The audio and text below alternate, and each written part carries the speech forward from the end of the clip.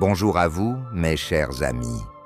Si vous avez plus de 60 ans, il vous est peut-être déjà arrivé d'entrer dans une pièce et d'oublier pourquoi, ou de chercher un mot tout simple qui d'ordinaire vous venait naturellement. Rassurez-vous, ce que vous ressentez n'est pas un signe de faiblesse. C'est un message subtil que votre cerveau vous envoie.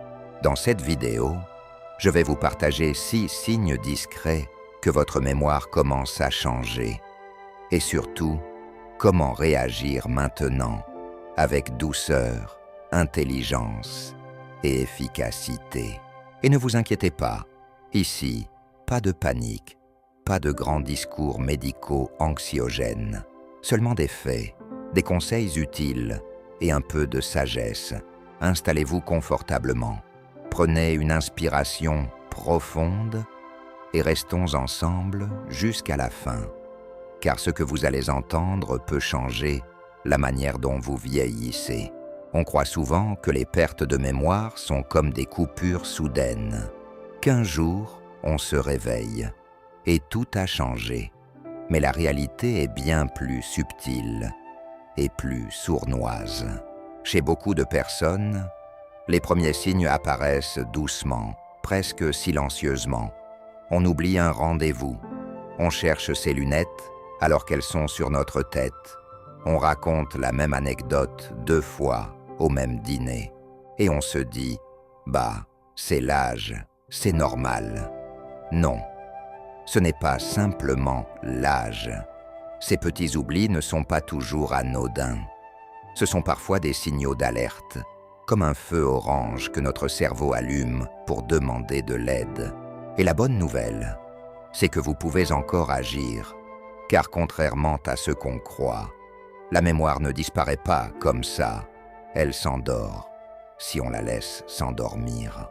Aujourd'hui, je vais vous montrer comment la réveiller, la nourrir, et l'aider à vous servir encore longtemps. Le premier signe, c'est peut-être le plus discret, mais aussi le plus révélateur. Vous cherchez vos mots. Pas tous, bien sûr, mais ceux qui avant vous venaient naturellement. Le prénom d'un voisin, le nom d'un acteur que vous adorez, un ingrédient que vous avez toujours utilisé en cuisine. Et là, soudain, le mot s'échappe. Il est là, au bout de la langue, mais il ne vient pas. Et vous vous sentez bête, vous riez, vous dites « Ah, le grand âge ». Mais au fond, vous vous inquiétez un peu. C'est ce qu'a vécu Bernard, 64 ans, ancien professeur, passionné d'histoire, mémoire d'éléphant. Et puis un jour, devant ses petits-enfants, il bloque. Il ne se rappelle plus le nom de Napoléon III. Rien de grave, bien sûr, mais le malaise reste. Pourquoi cela arrive-t-il? Parce que la mémoire lexicale, celle qui stocke les mots, fonctionne comme un tiroir. Si on ne l'ouvre pas souvent, il se coince. Heureusement, ce tiroir, on peut le graisser. Comment? Par un simple exercice. Chaque matin, nommez 5 objets autour de vous, à voix haute. Puis essayez de leur associer un souvenir, un goût, une émotion. Une tasse, le café du dimanche, une plante, les jardins de votre mère. En 3 minutes, vous réactivez des connexions dormantes. C'est doux, c'est ludique et c'est profondément efficace. Voici un autre signe, souvent ignoré. Vous relisez les mêmes lignes plusieurs fois. Un article dans le journal, une recette, une notice. Et vous vous surprenez à revenir en arrière, parce que vous n'avez rien retenu. Avant, une seule lecture suffisait. Vous lisiez, vous compreniez, vous reteniez. Aujourd'hui, les mots passent, ils entrent, mais ne s'accrochent plus. Ce n'est pas un problème de vue. Ce n'est pas parce que vous n'êtes pas concentré. C'est votre mémoire de travail, celle qui retient l'information à court terme, qui fatigue. Et vous savez quoi? Elle est entièrement récupérable. Il suffit de changer la façon dont vous lisez. Voici un petit rituel simple, mais puissant.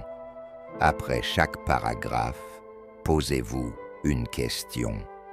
Qu'est-ce que je viens d'apprendre? Est-ce que je pourrais le répéter à quelqu'un? Ce réflexe transforme votre lecture en activité active et votre mémoire redevient vive. C'est comme passer d'une écoute passive à une vraie conversation avec le texte. Et c'est exactement ce que notre cerveau aime, qu'on le réveille doucement, sans le forcer. Il est 11 heures, vous entrez dans la cuisine et vous restez là, debout, immobile. Une question vous traverse l'esprit. Pourquoi suis-je venu ici? Vous regardez autour de vous, aucune idée. Vous retournez dans le salon, un peu troublé. Et là, tout vous revient. Le café, ce moment-là, ce blanc soudain, cette impression de vide est l'un des signaux les plus déstabilisants.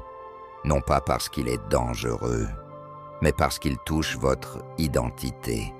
Car ce ne sont pas de simples oublis, ce sont des fractures dans la continuité de vos journées. Des petites failles qui ébranlent cette phrase si précieuse « Je suis maître de ma vie ». Et pourtant, ce n'est pas irréversible. Notre mémoire de rappel immédiat peut s'entretenir. Comment? Par la visualisation active. Chaque fois que vous décidez de faire une action, arrêtez-vous une seconde et imaginez-vous en train de la faire. Exemple, vous vous levez pour prendre un verre d'eau, fermez les yeux une seconde et visualisez la scène. Ce geste simple ancre l'intention dans votre mémoire de l'instant. Et peu à peu, ces trous se referment. Parce que votre cerveau, lui aussi, aime qu'on lui raconte ce qu'il va vivre. Vous l'avez peut-être remarqué, les tâches mentales simples. Suivre une recette, faire vos comptes, répondre à un email, vous prennent plus de temps qu'avant. Ce n'est pas de la fatigue, ce n'est pas du stress, c'est cette sensation sourde que votre esprit tourne au ralenti, comme un ordinateur qui met plus de temps à charger. C'est ce que le docteur Léa Morel, neurologue à Lyon, appelle la démarche ralentie de la pensée. Elle explique « Après 60 ans, le cerveau n'est pas moins intelligent, il est juste plus sélectif. Il trie plus, il filtre davantage, il prend son temps. Mais cette lenteur peut s'aggraver si on ne le stimule plus.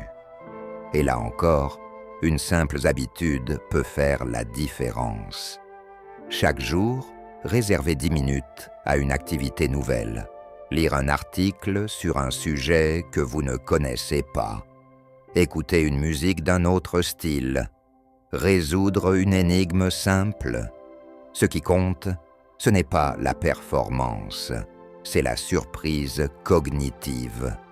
Le cerveau, à tout âge, aime l'inattendu, et c'est cela qui le garde vivant, fluide et réactif.